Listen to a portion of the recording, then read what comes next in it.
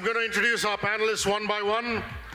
Pleased to have as our moderator, a chartered accountant by education, equity expert by profession. She's one of the most sought-after opinion makers in the market, an achiever who carved a niche in the world of finance. She started her career with JM Financial as an analyst and went on to become a key shareholder and group joint managing director with Prabhudas Leeladhar. Ladies and gentlemen, put your hands together for our moderator for the evening, Joint MD Prabhudas Leeladhar, Amisha Vora.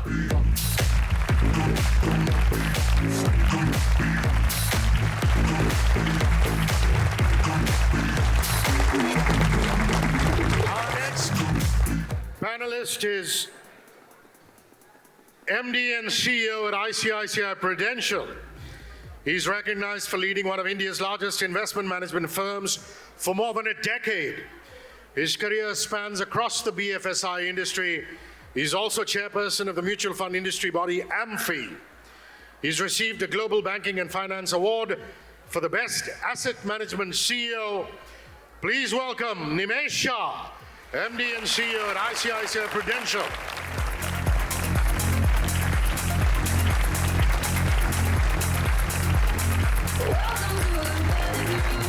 Thank you, Nimesh. Thank you, Amisha. Our final panelist is one of India's greatest CFOs who has exceptionally contributed to the churning of our economy. Awarded as the Business Leader Corporate CFO at Asia One, India's Greatest Brands and Leaders Awards, honored with the Exceptional Contributor Award and Outstanding Leadership Award by the Chairman of the Aditya Birla Group. Please welcome Chief Financial Officer at the Aditya Birla Group, Sushil Agarwal.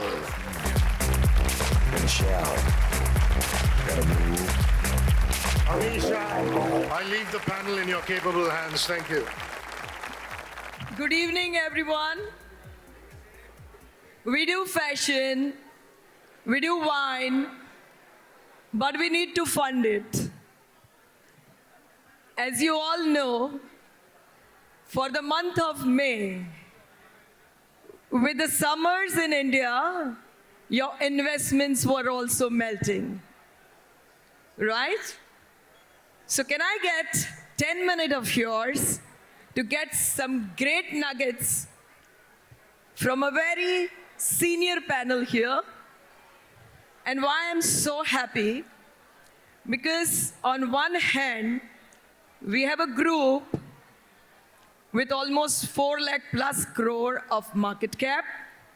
And in each of the businesses, they have leadership position.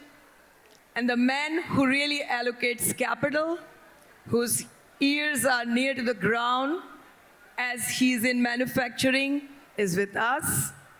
We also have, as we have seen in last 3 years, India's number of people who have Demat account have tripled from 4 crores to almost 10 plus crores.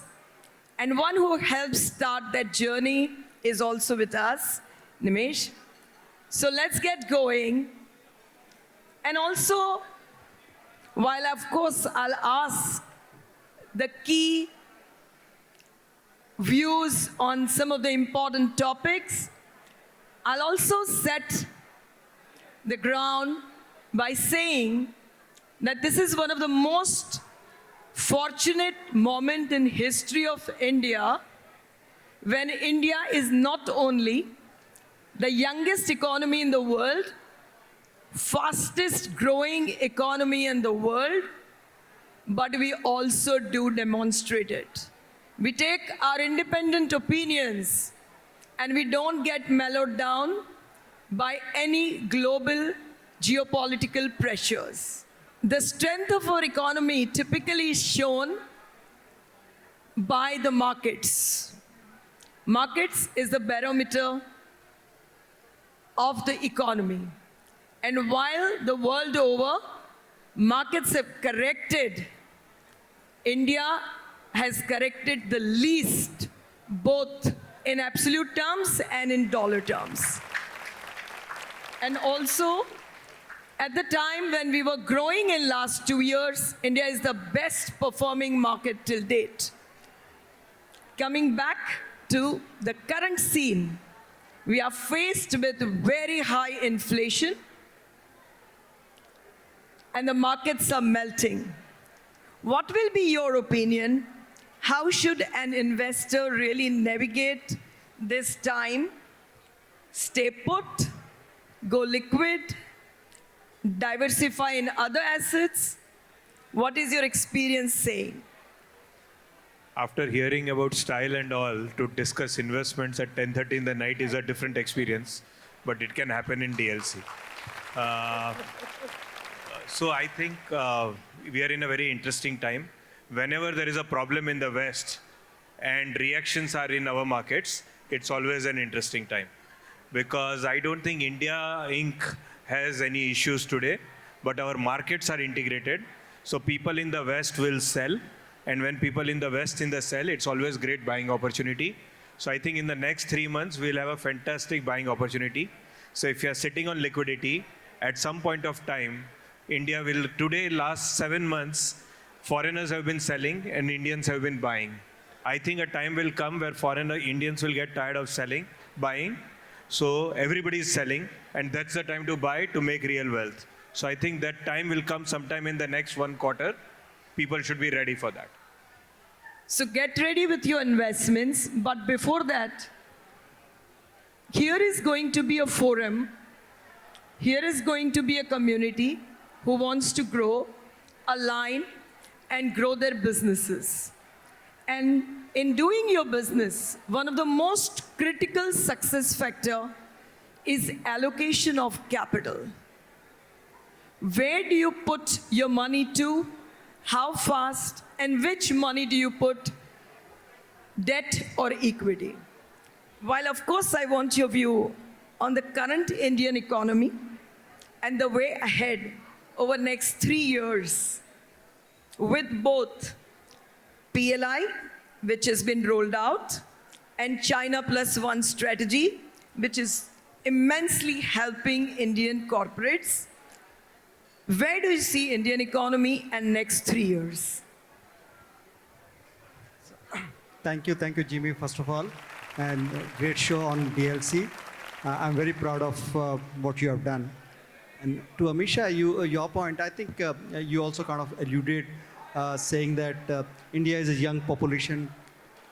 India is growing almost double the pace at which world is growing.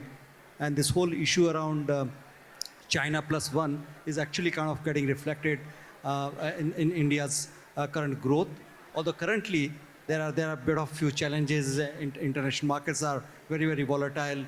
Input cost has gone across the board. Energy cost is kind of bothering. But from a long-term point of view, India looks very, very attractive.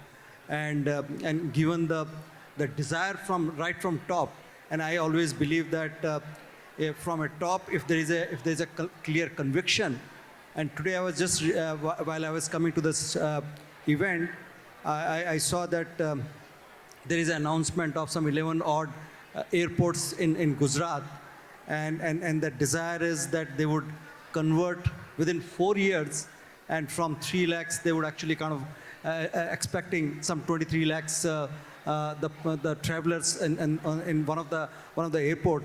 That actually reflects that India is really poised to a long-term growth.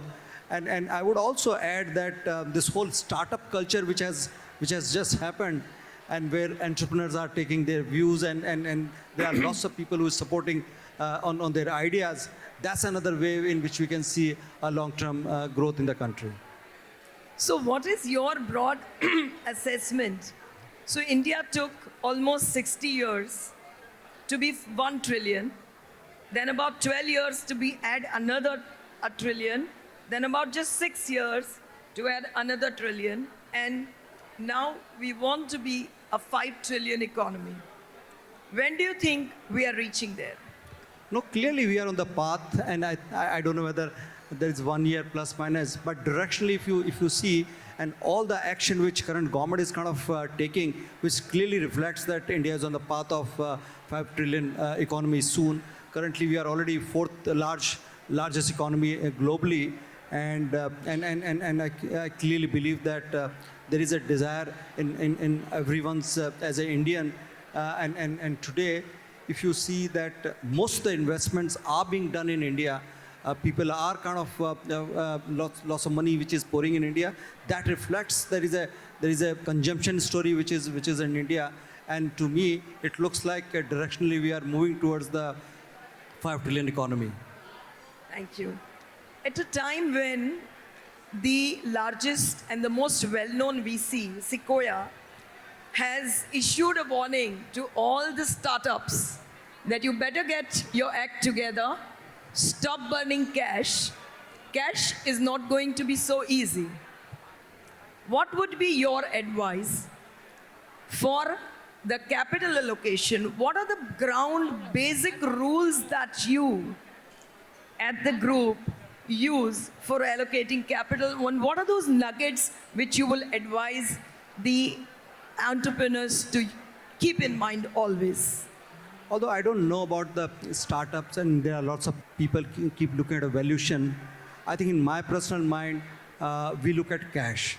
Birlas will never allow. He will never allow cash to be burned anytime. So I think we that look concept does not exist. we look at cash very, very closely because and when we have seen many startups, many businesses which actually plays on the valuation, and I don't think there is anything wrong in that. But eventually, if you have to really kind of be serious, one parameter, if you have to look, you have to see cash at the end of the day, because unless there is a clear generation of profits, and which is where the cash would be important. So I would put a lot of weight around cash as a one element while allocating capital. Sure. Nimesh, as we have to navigate these markets, which on one hand will have global liquidity shrinking, interest rates rising, in turn impacting corporate profits, and also cutting demand, both because of rising interest costs as also rising energy cost. Where would you shield in terms of your portfolio selection, in terms of your sector selection, to navigate this little difficult market which we are going to see? I see a lot of fantastic opportunities already. If you see the entire private sector banking in the country, a lot of foreigners are selling. It's very heavily owned by foreigners, and they are selling it every day. And some of our best banks are available at a very low price today. So I think private sector banks, the pharma industry in India, and it is more about stock selection now. Industry after industry, you get very stocks which are at very reasonably priced. And as they get more reasonably priced, they're going to become crying buys. So I'm saying we are entering a very interesting phase of the market. One need not look at the entire basket. Any industry that you know, right? You're working in some industry, you know about that industry. I'm sure when you go through the stocks, you will find any well-run business would be very reasonably priced in the current market and the markets that are going to come. And whichever business you understand, in that business you'll find opportunities amongst various companies. So it is not about now sector per se, it is about individual stocks in a lot of industries, right? So market is becoming more and more reasonable, and I am very, very bullish that there is a very good opportunity in this bearish world that we are going to face. Guys, I will not be taking a lot more time of yours, but I would definitely like to share the eighth wonder of the world, as they say, the principle of compounding. A lot of you would have invested in real estate. A lot of you would have invested in some form into businesses. But I think, as the broad percentage shows, that India has penetrated only 4% of their population, where the savings are converted into financial assets. So it's so very imperative that you understand this principle of compounding, which is called the eighth wonder of the world. And a 1 crore kept in a growing economy like India at 15% compounding for 20 years takes to an astonishing figure of 50 crores. And you won't be able to digest that investments is all about the game of discipline, game of being inactive, allowing your investments to grow, and then do fashion, dance, wine. So with this eighth wonder of the world, the principle of compounding in an economy which is the world's highest growing economy and continuing to be the most sustainable, I end this panel. Unless you have some questions, we'll be here for a minute and we'll be done otherwise. Over to you. Hi, good evening, and thank you so much for coming here. So my question is very simple, and thank you for the private bank comment. It's a concrete, I guess, now if anyone is trying to invest.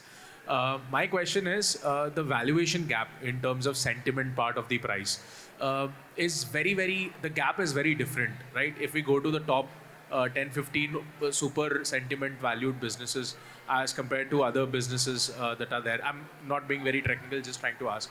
Are we looking at this gap to further go ahead because of the current mismatch that is there in terms of buying, selling, and also input cost and everything that's happening due to inflation first? Second is, like Birlas and other groups have huge cash that is available. Will we be looking at a large number of M&As in the public markets where small businesses that are available at a throwaway price today and do not have that sentiment multiple will get acquired by huge cash companies like yours? That's two, one for you and one for you. Thank you. So I think we as a Birla, we have been kind of doing both organic and inorganic acquisitions from a growth perspective. And as a group, our philosophy is wherever we are present, we want to kind of be in a top leadership position. And then we have to, because you don't acquire companies just because you have a cash. You acquire companies if there are some missing gaps which you have in your portfolios.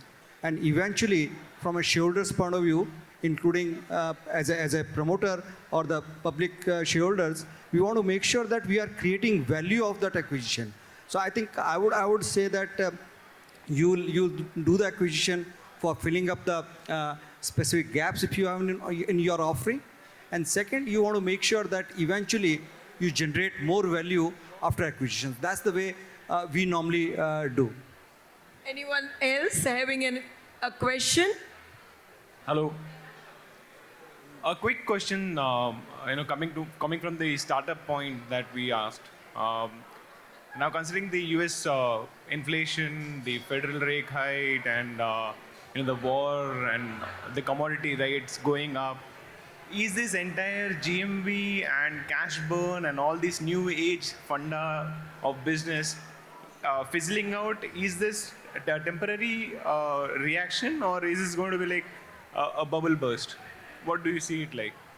I mean, the new age valuation style of businesses, right, through GMV concept, is that gone forever, or is there going to come back?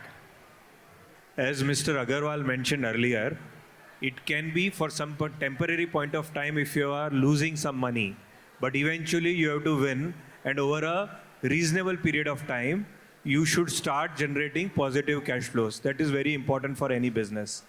For some time, if people are getting excited, on that phase is gone, but will there be businesses which will lose money initially, and over the next, say, 4 or 5 years, they'll lose money and then they'll make up for it? That will always continue. I think every business that this group would have also started, somewhere would have lost money initially, but that is okay, as long as you've got a long-term plan. So the rules of the business don't change. The greed and the fear changes, and the excitement in the markets change. But the basic rules of the business were same 100 years back, are same today. Nothing is changing much. The basic rules. And just to add to what Nimesh said, sometimes there is a money which is chasing few stocks, and which is where there is always a mismatch in the valuation. So eventually, from a business point of view, the business has to be seeing a positive cash flow at the end of the day. So maybe I think it's not completely gone off, but the valuation got corrected to the right level is what I would think. That's it, ladies and gentlemen.